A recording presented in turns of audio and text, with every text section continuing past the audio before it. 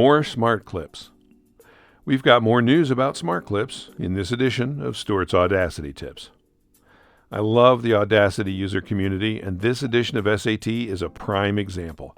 I always encourage you to share a tip with others, and that's exactly how some of the information in this edition got to me. Thanks, and keep on sharing. After my last tip went out, the responses started rolling in.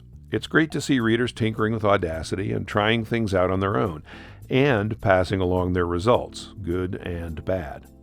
The first thing I want to share is an addendum to the behavior in Audacity 3.7.3 that results from copying some audio to a new clip, changing the name of the clip, and then applying an effect.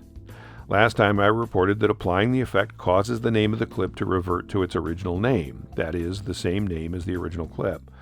But that description wasn't exactly accurate. As further testing has shown, applying one of these special effects doesn't cause the clip to be renamed to its original name. It causes the clip to be renamed to the default named sequence as defined when the track was created.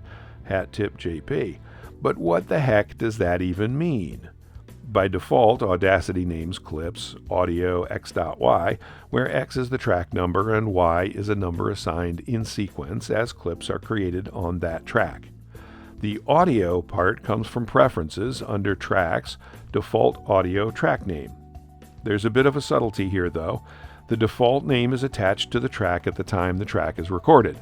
So if a track is recorded with the default settings, the first recorded clip will be named audio 1.1. If we then change the default audio track name to My Audio and record a clip on a new track, that clip will be named My Audio 1.1. So far so good, right? But what happens if we then go back to the first track and record a new clip on that track?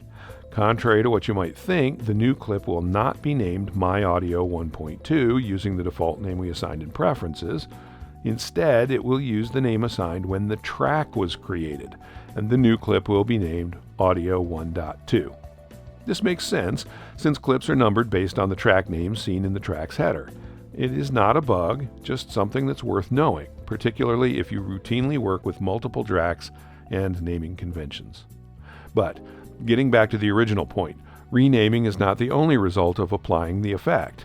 When the name changes, the target clip also loses its smart clip ability to be expanded. Hat tip Peter S. Effectively, the clip becomes limited to the audio it displays. You can drag its boundaries inward, but not outward. Because this behavior appeared in 3.7.3, hopefully it will be corrected soon. Finally, here's a tip that expands on the information I shared about copying a clip to another project. Again, hat tip Peter S. If you copy the clip to the new project as selected audio only, you can copy it back into the original project where it will remain a standalone audio clip, that is, not attached to any behind-the-scenes audio not shown in the clip. Interestingly, I use the same concept when I copy formatted text from one application and want to use it in another application without the formatting. Sometimes there's a paste plain text option, but if there isn't, I paste the text into a plain text editor like Notepad on Windows or TextEdit on Mac to strip the formatting, and then copy it from the text editor to where I needed the unformatted text. It's a useful technique that you may not need very often, but when you need it, it's good to know. That's all I have for now. Thanks again to the fantastic SAT readership. Keep those comments and questions coming. Hope this helps. I'm Stuart.